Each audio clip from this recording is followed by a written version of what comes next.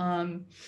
We're waiting for her water to break any minute now. She's due today. And Aww. dogs are usually, I don't know if you've ever helped whelp a litter of puppies, but dogs are pretty right on it, with the schedule of it. So any moment now. Okay. So if something happens where I have to leave suddenly, it's because Jazz's water broke and I have to go help whelp some puppies. Awesome.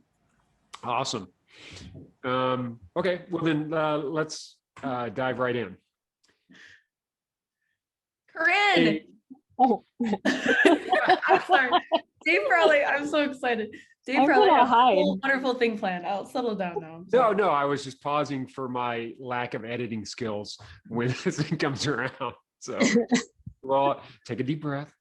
I like that you edit things. I just post them as they are. See, that's what I'm missing. My ego is way too big to not edit them. So we'll jump right in. So Koren, congratulations on what was an incredible performance, regardless of the whole not finish. I was inspired. I tracked you.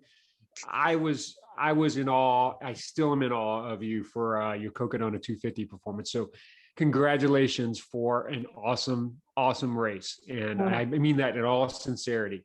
Yeah. So we want to hear all about it. And so first, maybe you just, I'll say, tell us the story, in your own words of how it went. Maybe we'll start with, kind of the first, the night before and leading up to the race and that morning. How were you feeling? Were you prepared? Did you have any surprises in your kit or anything?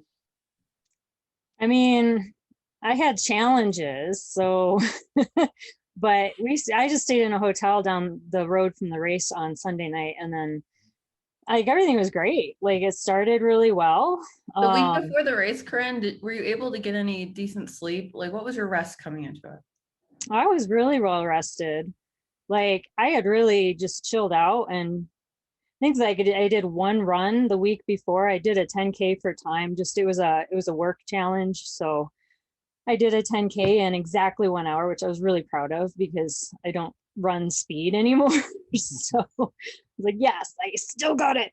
But like, I did one run that week, and then I was just riding bikes and stuff. I was chilling out.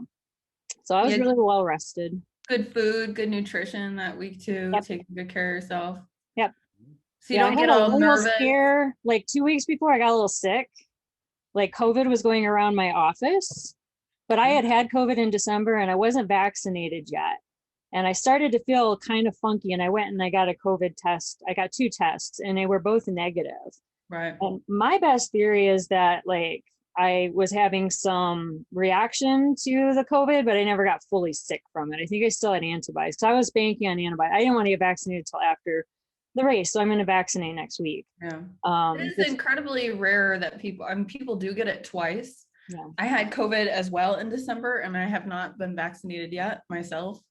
And this podcast gives no medical advice. Exactly. You do you. Give no medical advice. It could be that you're just nerved up too, and I think that when you're nervous, that you're susceptible to the different things, right? Well, taper tantrums are a thing, and I've had taper tantrums. I tend to get sick 2 weeks out from a race, just in general. It's like injuries and yeah. It's weird. It's like as soon as I slow down my activity, my body's like, okay, give her all the things. And then I have like a weird week of just being funky, and then I'm fine. So yep. That's good though. So it sounds like you had a really good easing into the race. You're prepared. Your training went really well.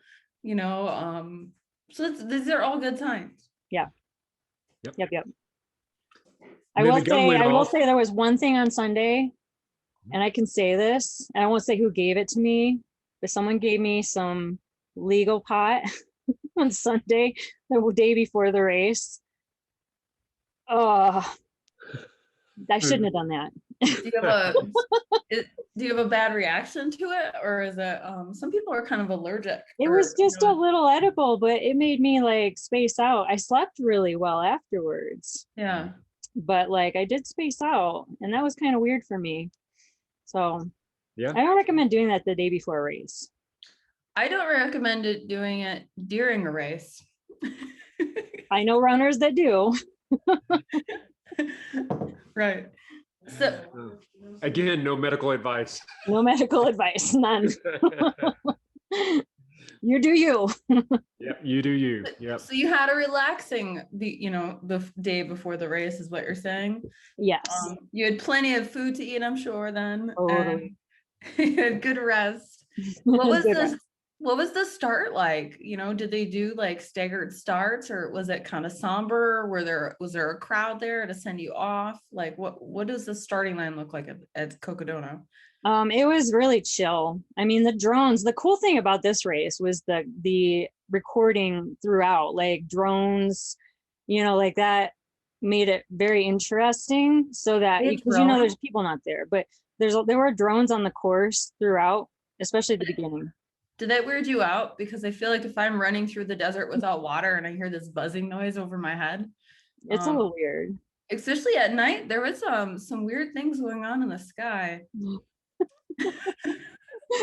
SpaceX. It's SpaceX. Yeah.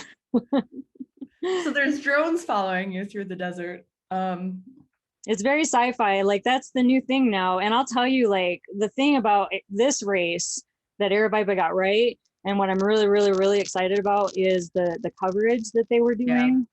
Like that's never been done before. And I can say my in-laws in Ohio who don't know anything about ultra running were like glued to the computer the whole week. And I just thought that was super cute. Like they were like, over Stegen, he's our guy, and just like following what was going on. And that just makes it really special because most of the time it's such an ambiguous sport, so I'm really excited about the coverage they did. That was my biggest, besides the community that you saw surrounding each runner, that was my biggest takeaway too, was, what an awesome thing. It's always a tough thing with ultra running, especially the really long distances, because if somebody wants to come see you or cheer you on, they hang out at an aid station, usually a couple hours, and they see you for, if they're lucky, 5 minutes. Mm-hmm. And you're busy and you're changing your shoes and you say thank you 100 times. Maybe they give you some watermelon, but that's it. That's all they see. And so it's cool that your folks like have that to follow around. And yeah, now they kind of, they could be like, oh, Dax is so cool, like it's going to create some celebrity around it too, I'm sure. It really is. I kept thinking like that spot tracker that we wear, one day that's going to have a camera on it.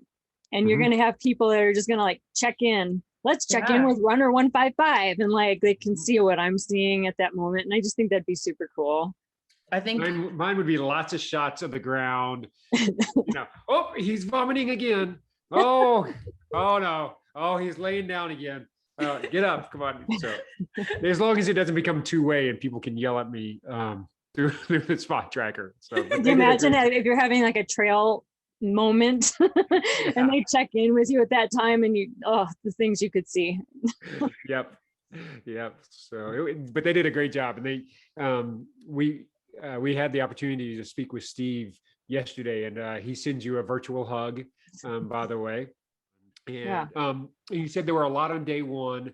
Day one was a big day. Is that an understatement? Was a what? A big day. Oh my gosh, it was an interesting day. I'll say like the first 11 miles started out like a normal ultra. We're just like trotting along because the first 11 miles is a normal single track. Most of it was on Black Canyon Trail, so it's like super chill. And we were just having fun. I had this dude behind me from San Diego, San Francisco, and he was just talking like a big game. And I don't know, it was just fun. You got to the first aid station and everybody's filling up their water and grabbing our sandwiches, and I just headed out after that. And boy, from 11 to 37 did that change. That tone just completely changed. It was almost like, I don't want to make it sound bad, but it was kind of like going through a war zone towards the end there, and you're losing people. They were succumbing to the environment. And I was very concerned about a few people on course. And I'll just to recap exactly what the situation was. We were supposed to carry at least 3 liters of water. Which is a lot. That. It's heavy. Yeah, that's a lot of water. And so from mile 11 to mile, it's like 22 and a half miles or 20, and I can't remember, 20, 22, without an aid station. And we knew there was no aid station. They said carry at least 3 liters of water. They did an equipment check to make sure we had it. I personally carried 3.5 liters of water with electrolytes. And everybody I know of did carry 3 liters of water, but I will also say I've run in Arizona for over a decade. Yeah. I have never burned through water the way I burned through that 20 miles. Like I've never killed 20, like in 20 miles, I think I've always carried on average like 2 liters for something like that, like 3's more than I normally would carry. But what was the course like? How did the trail change with that too? I would say sadistic is the best description.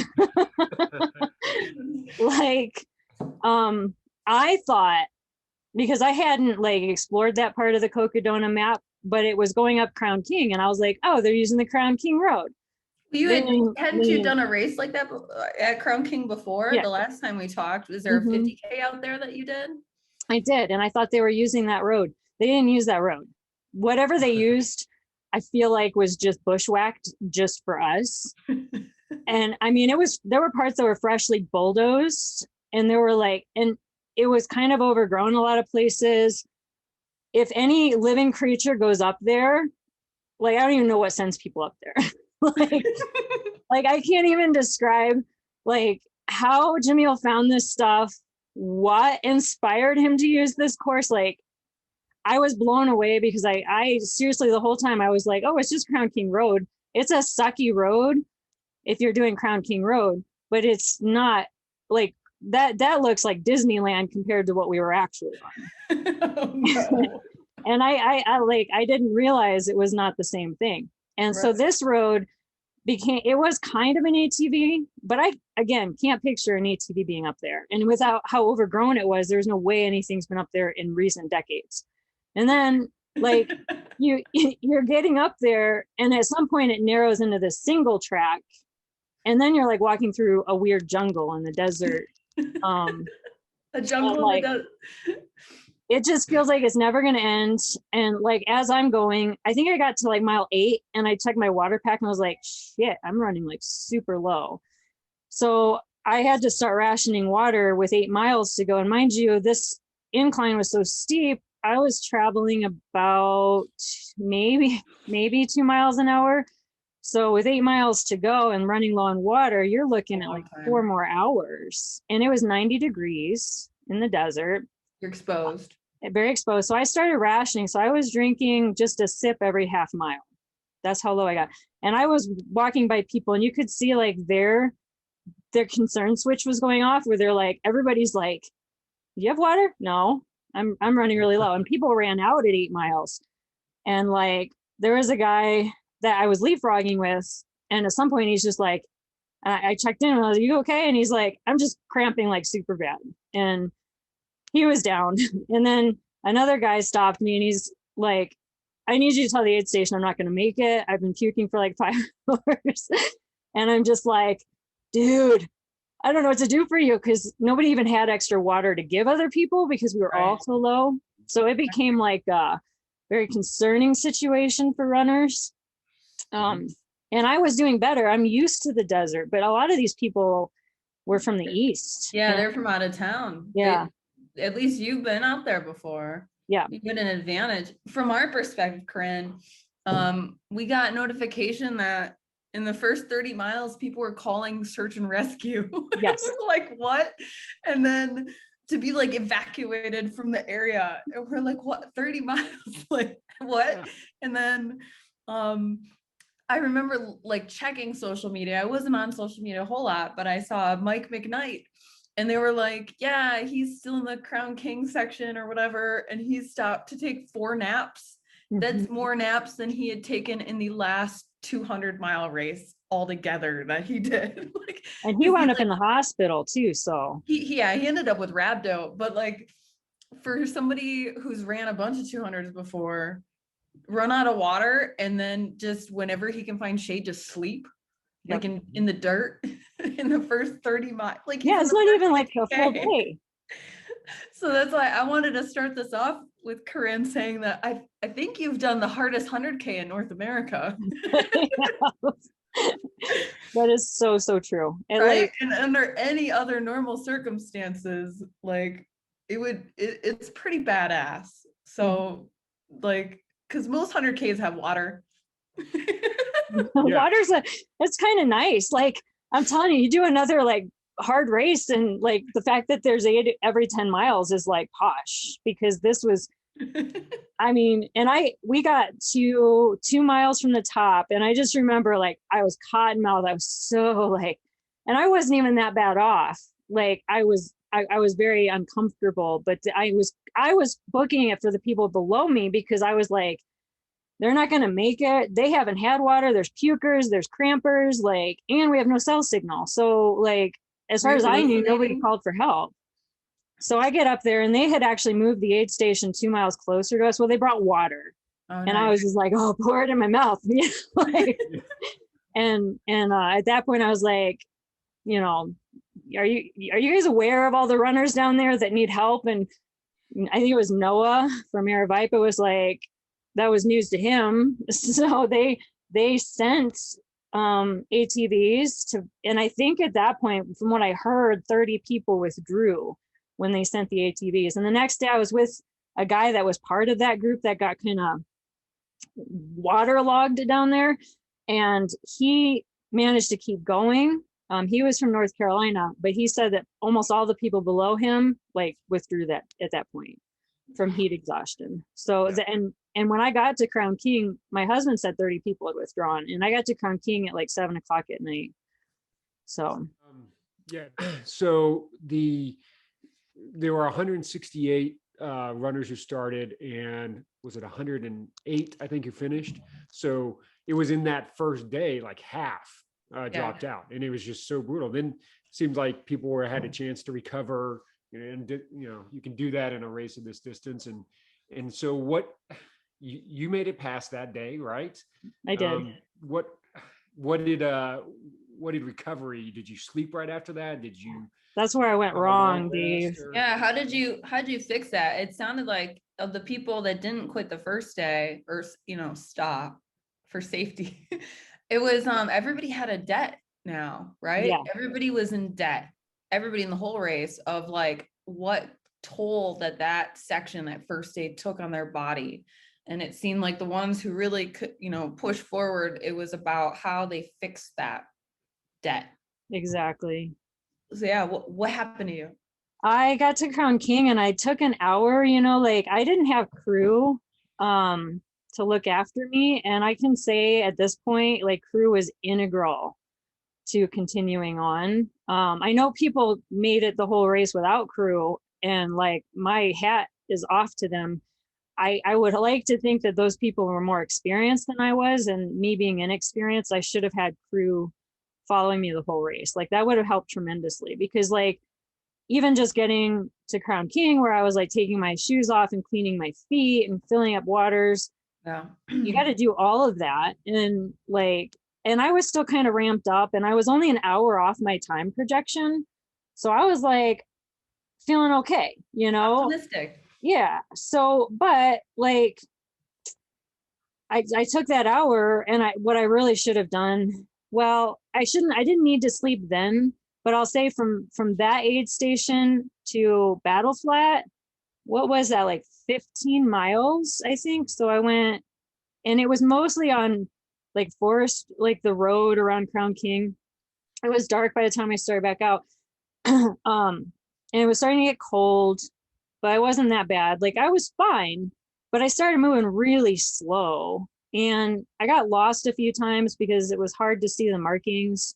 And luckily other runners were going in the wrong direction and turning around. So that was kind of like, I don't know, kind of a challenge to overcome. And then eventually I was with somebody and we were moving at the same pace. So I was like, oh, we're going. And she got me going again. And then we got to the next aid station at like 2:30 in the morning. And so I hadn't slept yet. And I was starting to really need sleep. And there was a campfire. And I just curled up like a puppy dog in front of the campfire with my emergency blanket on. And I slept for maybe 20 minutes. And I had told this woman, I was like, hey, I want to stick with you, because she was moving at a good pace. Yeah. And so we were supposed to start out together. And then in the confusion of the night, I think she thought I left, but I hadn't. I thought I was waiting on her. So she left and I was like, oh, she left, crap. And I went to try to catch up with her. And I went like 2 miles. I think at this point, in 2 miles, I went a mile, right? And it took me an hour to go 2 miles. Mm-hmm. So and my eyes were crossing. It was about 4 o'clock in the morning at this point, and I was like, I'm going to sleep under that tree.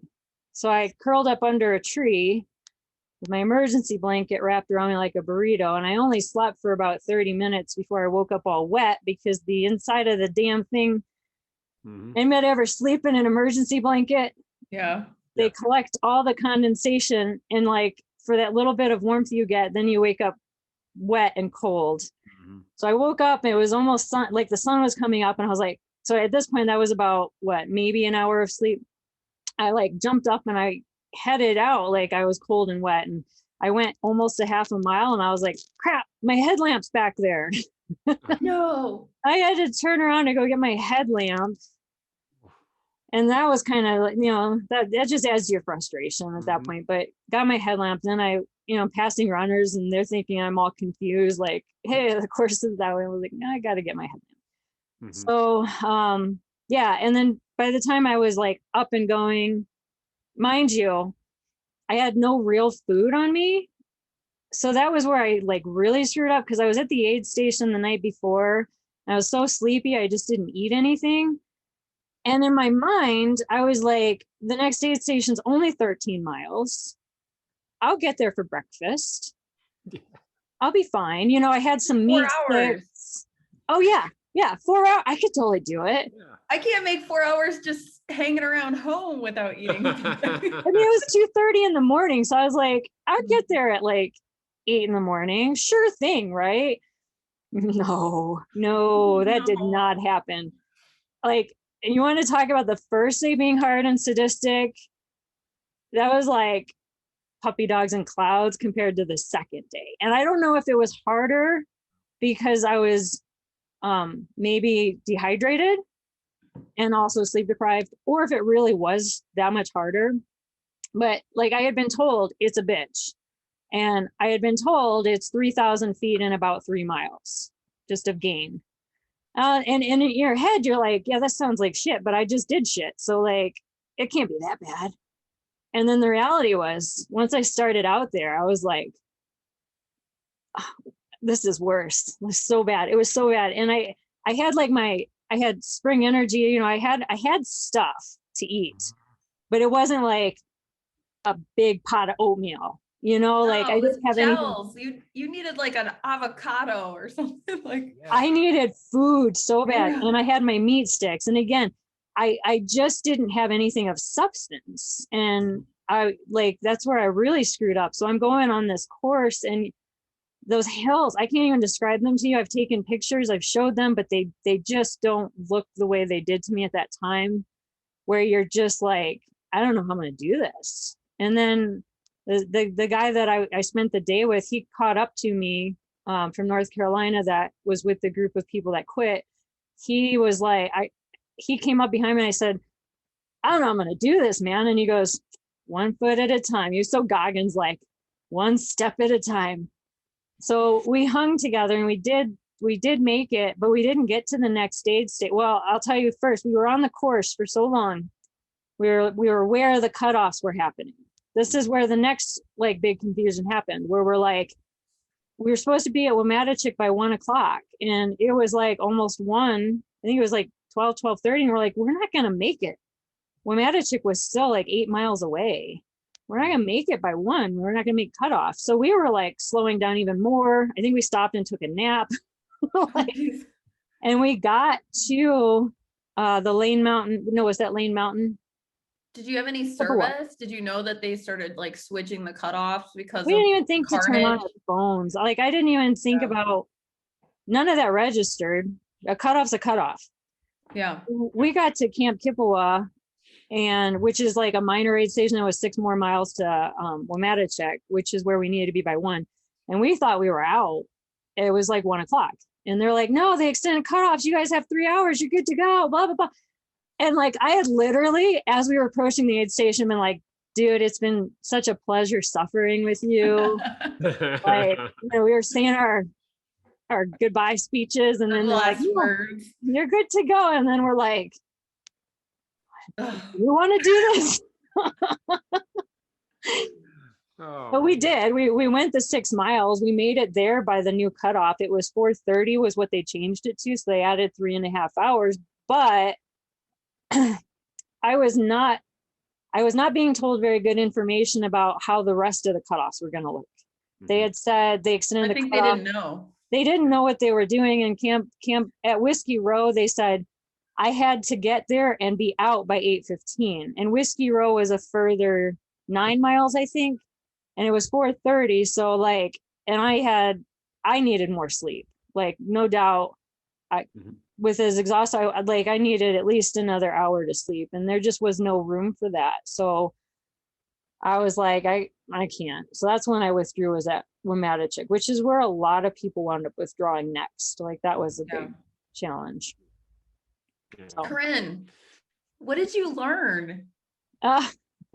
like a sane person would be like, don't try this.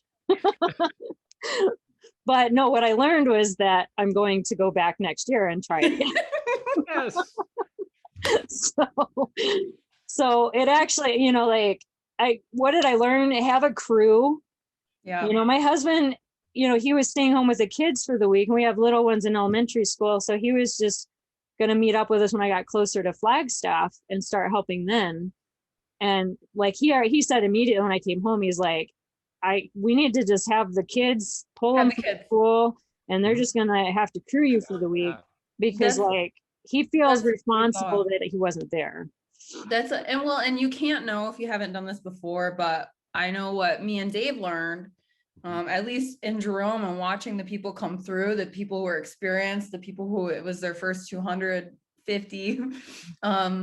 There were people who came through and their kids were there. We had kids putting stuff together, Legos together at the tables. We had mamas with kids on their backs, like fixing blisters, and like it was a whole family affair. That we had going on at the aid station. And then the people who didn't have the crew, they band together. Like it was runners together doing it, which it was still harder. They carried a ton of stuff because they didn't have crew. So the ones that ran it solo like that had like the biggest packs you could imagine. But it was definitely a kid-friendly situation. So seeing it, but how could you know, not having, done it before? I thought I had it figured out. And even my shoe situation, like I wore these shoes that were like my trusty, and I think they have like 300 miles on them, or they did when I started the race. I was like, they're good. They're good for half the race, right? And when I was on Crown King climbing up that, my feet were killing me. And I was like, I'm never going to take shoes out with more than 100 miles on them for a big race. And then my feet swelled up so bad. There's no way I would have had shoes that would have fit me for the latter part of the race. Because I've seen pictures of folks cutting the top part of their shoe just right off. I totally get that. I can see why that would happen. So like for the next one, I'm going to have, shoes ready with my crew that will be there, because that's the other problem with changing shoes. Like, you don't know when you're going to need to change shoes. I needed them much sooner than I had planned for, because I had to change shoes. But if you don't plan it for the right drop bag, and then you leave it behind or whatever, it's a problem. But if your crew has it and they're at all the aid stations they can be at, then you've got more flexibility. So definitely have bigger shoes for later stages of a race like that. What'd you learn about food? Oh, the food was such a problem. But again, if I had crew, they would have had all the food all the time, and they'd have been feeding me. Like the stews would have been fabulous, with lots of rice. Like, do not skimp on the rice when you're on a course like that. Like, feed. Like, I'm like, they gave me beans, but they didn't have any rice to go with my beans, and I'm like, but beans are a pretty low fat food, and they're not a great. You There's need nothing to them. you need something to go with it, and like, and there, or I'd eat potatoes. Like, they gave me these little potatoes, and I don't know, it just wasn't enough for me. You know, even the sandwiches weren't like as beefy as they could have been. Like, I'd get like one slice of turkey on there, and I'm like, I need more food next time, guys. And I think, because I've worked with Patty and other air viper races, and like, Yeah. they're just, that's a learning curve for them for a 200-mile race. I don't think they realize how ravenous people are. They have javelina. Do they not eat real food at a 100-mile race? Well, javelina is an interesting one though, because it's not such a scope, you know, like they do loops at javelina. So there's only, I don't know, faster. It's a fast race. Super fast. It's a really easy, all the aid stations are accessible. Also, and I think this was a challenge for Patty from the very beginning, because the projections of like when runners would be there were so far off. Yeah. And then by the time runners were getting there, instead of breakfast, it's like dinner time or lunch, you know what I mean? And then it's like, if your aid station only has like oatmeal, like at dinner, people are like, nah, you know, I don't know. So like, it was harder to project what food. So I think the next race will be hands down way easier, because they have all these numbers, the feedback, the projections, everything's gonna like just be way bit easier. And I'm curious if like your aid station will even be there, because it sounds like yeah. Yeah, we may or may not. When we spoke to Steve yesterday, he was up on the top of Mingus and headed down to look at possible route. I don't know if the word he used was into Jerome or what, but there was definitely some looking going on. So yeah, the aid station that won't be named. Exactly. There are stories of people running around in pirate costumes in Jerome that are now legend, because we couldn't really identify ourselves, but we're wearing costumes. So yeah, that was it helps that the town is haunted, and they probably just thought we were nuts. Exactly. I mean, you're part of the, well, anti-tourism. I don't know. That was a weird drama. It was. Yeah. But we met a lot of wonderfully nice people, and it was, small minority who were, but there were tons of learning, and boy, Steve, and I know the whole crew were just ravenous to learn that stuff. And he really is taking it to heart. And the other thing that he mentioned, besides having more food, was a water station in the middle of day one. So that's something I think he feels like. Well, and I will say this, I want to give Air Vipa mad props, because they owned up to their part of the race where they were responsible for people's safety and maybe missed a few calls. And like, they gave all the DNFers a really great opportunity to come back and repeat without investing as much money as we did the first time. And like, I think that was key. There were varying degrees of unhappy from participants. And I've always, like, anytime I communicate with people, I'm like, I've run with Air Vipa before. They're a great company. I was like, and even before Steve made that email to us, I was like, I have high hopes they'll do the right thing. And they did, and they're going to make it better. And that's how they learn. So I'm grateful that we're given the opportunity to go back and do this the right way. So I just want to give them the credit they deserve. Yeah, it sounds like they're real. This is besides being out across the years, just cheering on friends and pacing people. This is my first exposure to Air Vipa, and they seem to be truly a class act in our sport. And you're doing something stupid dangerous anyways, even with a race that's been doing it for years. There's always stuff that can go wrong. So it just is what it is. I mean, days after we were through Crown King, they were evacuating it for a fire. So I mean, Yeah, we saw that out there. Yeah. so yeah, stuff like that happens. I Mhm. and part of my recovery from this event, I did sign up for a 100-miler over the summer. I wasn't planning on doing so. Okay. Like, I decided I needed a rebound of sorts, so I am doing one in August in Silverton, Colorado. I want to also point out, like, because this is significant to me, like I quit at 71 miles with almost 18,000 feet of vertical gain. So I just want to point this out because I think the whole race itself was, I think, 43,000 feet of gain. Yeah. So You did the hardest 100K in North America. I need everybody to know. Yeah. Yeah. You and everyone out there who just even started this are rock stars. Yep. So you've got the 100-miler. Fast packing is a growing passion for you. If I read correctly last time, you're getting more into that. So you got anything like that for the summer or the fall?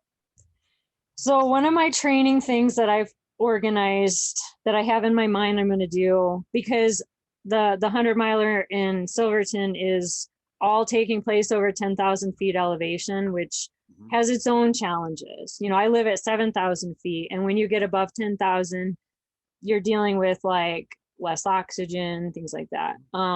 So I don't have anything planned like fast packing for that, but there is this loop here in Flagstaff that all runners need to come and experience.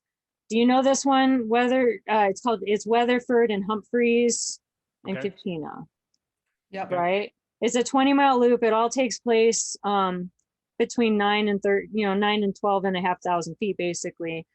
My plan is to like do that on repeat for like 24 hours. And I'm going to just see how many loops I can get done for my training. It's not quite the fast packing, but that's like the most recent one I'm going to do. And there will be more fast packing probably in the fall. I like doing it down in the valley during the winter time because the weather is so amazing. So like I want to explore the Superior Wilderness. The Superior Mountains are on the range on the east side of Phoenix, and they're just an amazing gem. So I want to do fast packing in that. Very cool. So. Well, I really appreciate you being such a great outlet for everyone who's doing the race, thought about the race. You know, your perspective is really valuable. So I really appreciate it. And then as a volunteer, I mean, you awe inspiring. So, and I've already booked my calendar for May 2nd to 7th next year. Nice. To be out there, and I can't wait to see you out there again. Just taking another crack at it. You're a rock star in my book. Thanks. Thank you for sharing yourself with us, Koren, and your experience. I know that it's inspired me a great deal, and sharing the different things that you've learned and stuff like that. And just your drive and the training and your commitment to something this big. It's just wonderful, and it's been a pleasure to watch you. And I know that our listeners are gonna really gain a lot from it. So thank you for being, so forthcoming with your experience and things like that. I appreciate it. And I just want to tell you, Jessica, on Sunday, I'm running with a donkey here in Flagstaff. So that's amazing. I have to get it. I have to do this. I have to get into this burro racing. It sounds so amazing.